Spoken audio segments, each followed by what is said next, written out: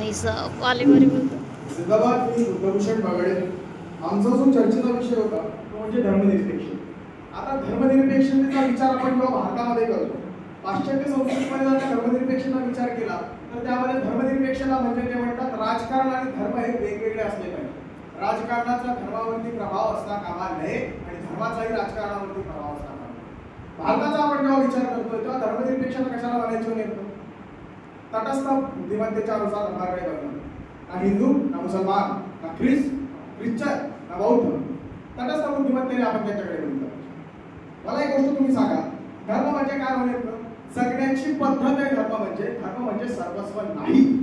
हे जे आघाडी लोक आहेत राजकारणी, त्यांनी आपल्या डोळ्यासमोरची पट्टी बांधली, ती राजकारणाची पट्टी, धर्माची पट्टी. एवढं लक्षात घ्या.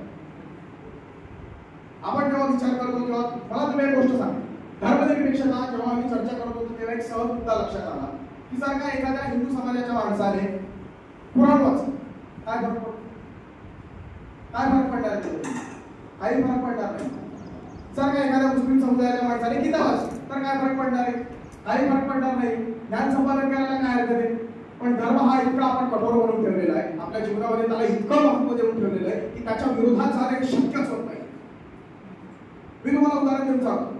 बाबासाहेब आंबेडकरांचा फोटो जर का हिंदू धर्मीय लोकांच्या, समजा एखाद्या मराठा समाजाच्या बांधवाच्या घरात, ही रियालिटी जास्त बोलत नाही, ही रियालिटी. बाबासाहेब आंबेडकरांच्या घरात जर का त्याने विद्यार्थ्याने फोटो लावला, नागराज मंडळीने एक वेळेस त्याच्या भाषणामध्ये सांगितलं होतं की बाबासाहेबांचा फोटो लावला, माझ्या वडिलांनी मला विरोध केला. हा विरोध रियालिटीत केला जातो आणि तो काबरा केला जातो. मग तेव्हा कुठे जातो धर्मनिरपेक्ष? बाबासाहेब सांगण्याचा प्रयत्न करतात ना की बाबा मी जेव्हा ही राज्यघटना तयार केली, ही राज्यघटना तेव्हाच उत्तम राज्यघटना होईल जेव्हा त्याचे राज्यकर्ते योग्य ती चालवतील. धर्मनिरपेक्षता हा शब्द आपण प्रियंबल मध्ये ऍड केला म्हणून आपल्यामध्ये काही बदल शक्य झालेला नाहीये. जोपर्यंत तो आपण आपल्या जीवनात अवतरण करणार नाही तोपर्यंत तो होणं शक्य नाही. एवढं लक्षात. धर्मनिरपेक्षतेच्या अनेक पैलू आहेत, अनेक बाजू आहेत, ते आपले सर्व मित्र सांगतीलच.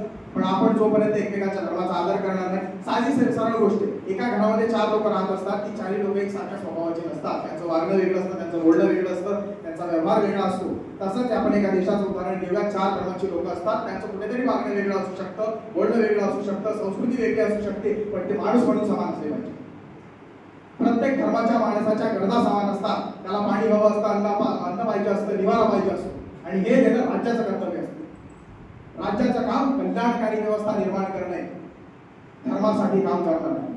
म्हणून धर्मामध्ये राजकारणामध्ये भेदभाव करणं म्हणजे धर्मनिरपेक्ष हे आपण समजून घेऊ. धन्यवाद.